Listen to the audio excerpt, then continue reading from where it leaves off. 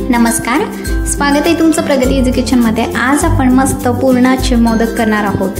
तर भरपूर सारण भरलं जावं यासाठी एक टिप सांगणार आहे। इथे आपण चमच्याच्या साहाय्याने मोदक कसा भरायचा हे बघणार आहोत। तर रेसिपी अगदी जुनी आहे आणि पारंपरिक पद्धतीने आपण पुरण कसं बनवायचं हे सुद्धा बघणार आहोत। वेळ वाया न घालवता व्हिडिओला सुरुवात करूया। इथे साधारण मी अर्धा किलोचं पुरण करत आहे, म्हणजेच इथे मी 2 ग्लास डाळ घेतलेली आहे। तर तुम्हाला जेवढे मोदक करायचे असेल त्यानुसार तुम्ही डाळ घेऊ शकता।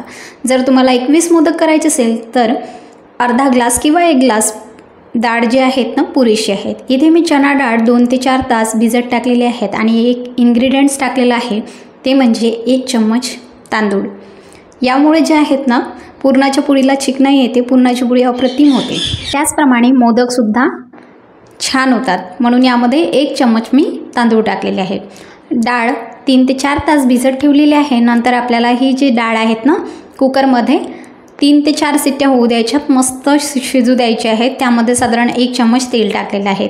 नंतर एका चाळणीमध्ये काढून घ्यायची, थंड होऊ द्यायची। या पद्धतीने जर आपण पुरण करून घेतलं तर नक्कीच लवकर होतं आणि जास्त खटपटही करावी लागत नाहीत आणि अगदी सहजरित्या आपण करू शकतो।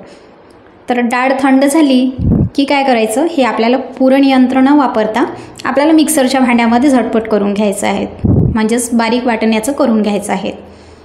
पुरण बनवायचं म्हटलं की सर्वात जास्त मेहनत पुरणाला लागते। तुम्ही कोणत्याही पद्धतीने करा, मेहनत हे सारखीच लागते असंही म्हणायला हरकत नाही। पण इथे मी थोडं वेगळ्या पद्धतीने पुरण करून दाखवलेलं आहे, जे की थोडं तरी कमी वेळात आणि जास्तीत जास्त खटपट न करता होणार। तर इथे आपण बघू शकता एकदम डाळ जे आहेत ना पेड्यासारखी मस्त अशी सॉफ्ट करून घेतलेली आहे। एका कढईमध्ये हे टाकून घ्यायचे आणि पूर्ण डाळीचं मिश्रण जे आहेत मी बारीक करून घेतलेलं आहे। जर तुम्हाला मोदक कमी करायचे असेल, यामध्ये मी अर्धा मोदक आणि पुरणाच्या पोळीसाठी सुद्धा पुरण बनवून घेतलेलं आहे। त्याचप्रमाणे तुम्हाला जर फक्त मोदक करायचे असेल तर पुरण तुम्ही कमी करू शकता।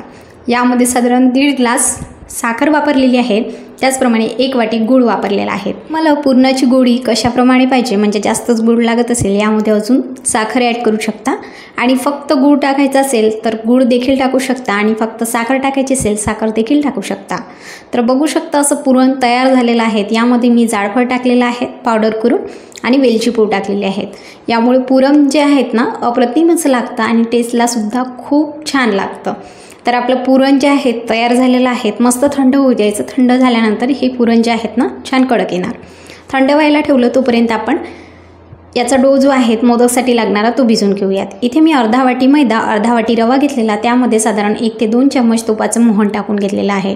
थोडं थोडं पाणी टाकायचं। पाणी आपल्याला फक्त इथे 4 ते 5 चम्मच पाण्याचा वापर करायचा आहे, पाणी जास्त लागणार नाहीत। एकदम आपल्याला सैलसर असा डो भिजवून घ्यायचा आहे।